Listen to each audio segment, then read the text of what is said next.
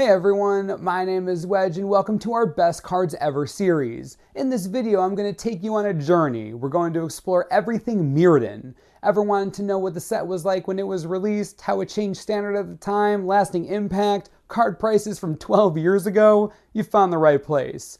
Curious about another set? We've already done a few of these. Check them out right here. So convenient. If you enjoyed this series and want to see more, make sure to hit that like button. If you have a particular set you want us to showcase, leave a comment below. We'd love to hear your thoughts. Seriously though, the like button, yeah. Mirrodin, one of the most famous Magic sets of all time, was released October 2nd, 2003. This specific set was unique in a lot of ways. It was the first time Wizards reduced the number of cards in a big set. They took away 44 cards compared to older expansions, 22 rares and 22 commons, moving them to the smaller sets. This was also the first expansion set to use the new modern card frame after 8th edition. Like the modern format, this is the first expansion set, not counting core sets like 8th edition, that is part of the modern format, so it's pretty cool. More cool Mirrodin things. This was the first set that Wizards used the race class model for creature types. Each sapient being needed both a race and a class going forward. This is where that all started. On that note, Mirrodin was also the very first set to use the creature type human. Yeah, it took you long enough, Wizards. Jeez. Before we get into it, you should also know that Mirrodin housed many of the game's strongest cards. We'll talk about a few of them, but most didn't make much impact on Standard. Here are a few you might recognize. Solemn Simulacrum, Extra Planar Lens, Tooth and Nail, Lightning Greaves, Goblin Charbelcher, Chalice of the Void, Thirst for Knowledge, Shrapnel Blast, and so many more. This set is full of power, remember that.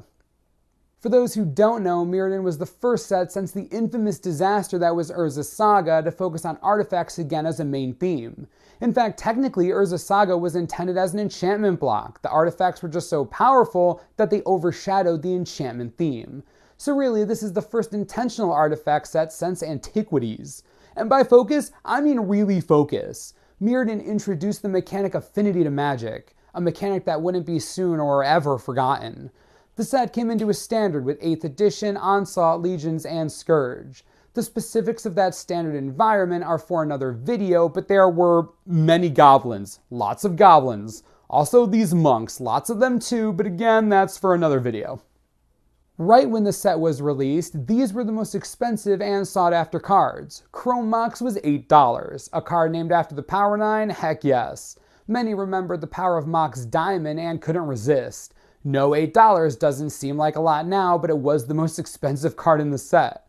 Tied with the Mox, Platinum Angel. A card that says you can't lose the game? Sign me up. Players went nuts over this card and the price out of the gate was hyped a lot. This and the Mox were the clear two best cards.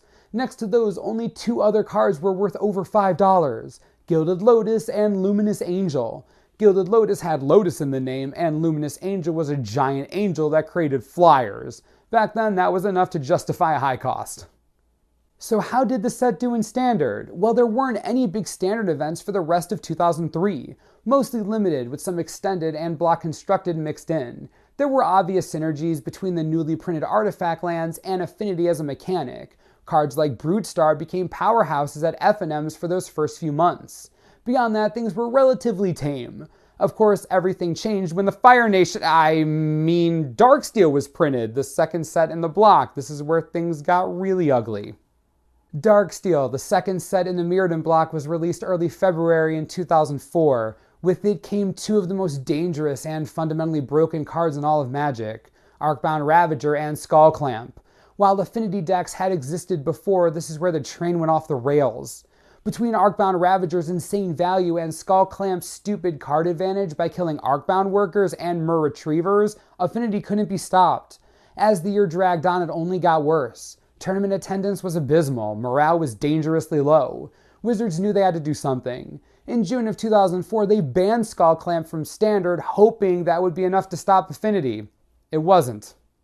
Grand Prix Kuala Lumpur was the very next month. Without Skullclamp, nothing changed. Ark Bound Ravager, the Artifact Lands, and Disciple of the Vault destroyed Standard, taking 5 of the top 8 places.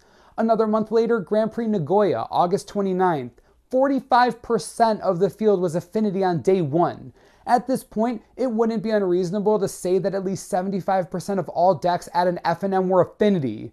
The strategy had taken over standard Magic. There simply wasn't a reason to play anything else. All other decks mainboarded hate as best they could in the forms of Oxidize and Shatter, but it wasn't enough. Affinity killed the format.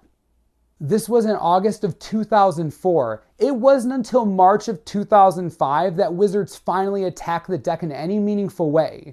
They banned Ark Bound Ravager, Disciple of the Vault, and all of the artifact lands from Standard. But honestly, it was too little too late. Attendance was as low as it had ever been. If there was a moment in Magic's history where it was close to actually dying, this might have been it. Before these bans, one of the worst times in all of Magic's history. If you were there, you know, it was bad. While I'd love to tell you what happened next, that'll have to wait for our next episode where we try to piece Magic back together again with Champions of Kamigawa. So where is Mirrodin now? The set that almost destroyed Magic. Let's take a look at the cards that were on top when the set first came out. Mox was $8 on release, now it's $15, not bad.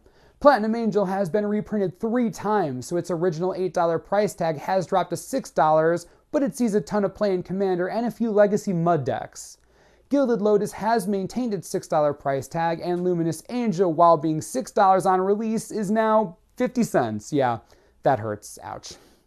Now that we've seen where the big guns of old have landed, let's see what rose as All-Stars. Oblivion Stone now commands the highest price tag among cards in the set, sitting around $25 to $30. On release, $4.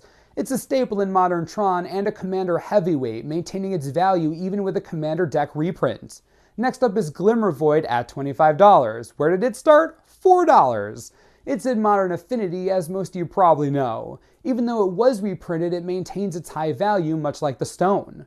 The third most expensive card is Chalice of the Void at $15. Guess where it was on release? Yup, $4, like the previously mentioned cards.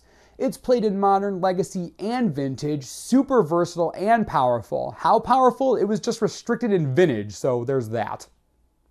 This series is called Best Cards Ever, so let's pick the best card in Mirrodin. There are some amazing choices.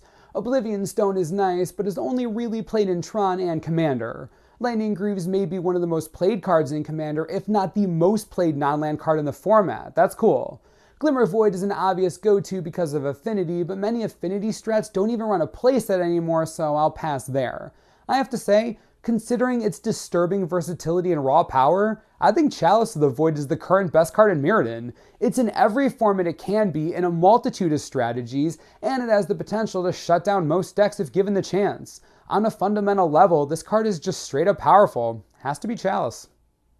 I hope you enjoyed this episode of Best Cards Ever. Let me know what you think in the comments, and be sure to let me know which set you want featured next time. If you see a set you want featured, make sure to like that person's comment. It'll make it way easier to see. As always, subscribe for the latest and most reliable Magic the Gathering information you could ever need. This is the Mana Source. I'm Wedge. Thanks for watching. We'll see you next time.